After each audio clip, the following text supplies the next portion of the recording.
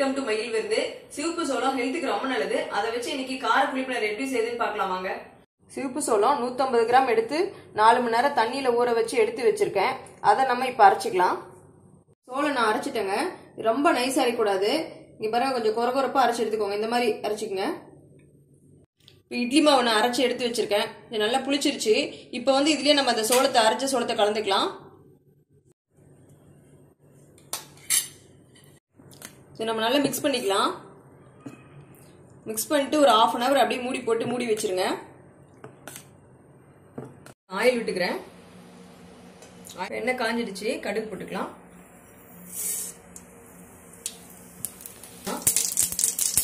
போட்டுக்கலாம். உளுந்து போட்டுக்கலாம். நான் கருப்பு உளுந்து எடுத்துருக்கேன். உங்ககிட்ட எது இருக்கோ நீங்க அதை போட்டுக்கோங்க. இந்த லைட்டா சேர்க்கட்டும். அதுக்கப்புறம் கறிவேப்பிலை வெங்காயம் எல்லாம் போட்டுக்கலாம். செவந்துருச்சு.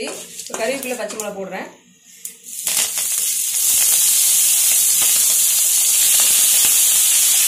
வெங்காயம் போட்டுக்கலாம்.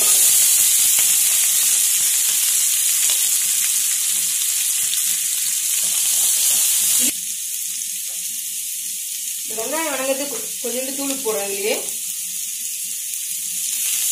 ரொம்ப ஆனியன் வதக்க தேவையில்லை. லைட்டா வதங்கினா போதும். சீரகம் போட்டுறேன். ஸ்டவ் ஆஃப் பண்ணிக்கலாம். கொஞ்சம் மிக்ஸ் பண்ணும்போது இதில் மிக்ஸ் பண்ணிக்கலாம். தாளிச்சதை நல்லா மிக்ஸ் பண்ணிக்கலாம். உங்களுக்கு கொத்தமல்லி இலை வேணும்னா கொத்தமல்லி தூவி போட்டுக்கலாம். இப்போ நான் புளிப்பு நேரத்தில் அடுப்பில் வச்சுட்டேன். அடுப்பு ஆன் பண்ணிக்கலாம். சூடாயிடுச்சு. நம்ம இப்போ எண்ணெய் விட்டுக்கலாம்.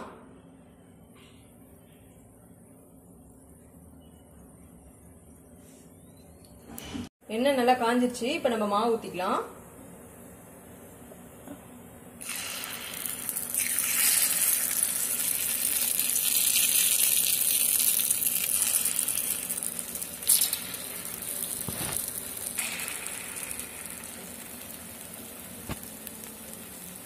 கொஞ்சம் வேகட்டும். அப்புறம் நம்ம திருப்பி போட்டுக்கலாம்.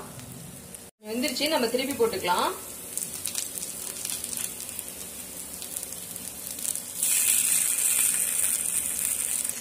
இந்த மாதிரி எல்லாம் திருப்பி போட்டுக்கோங்க. ரொம்ப அடுப்பை ஹைல வைக்காதீங்க.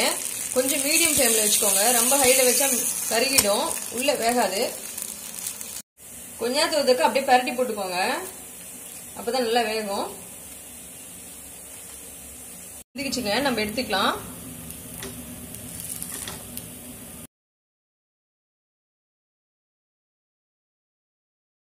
அவ்வளவுதாங்க, நம்ம சோள பணியாரம் ரெடி ஆயிடுச்சு.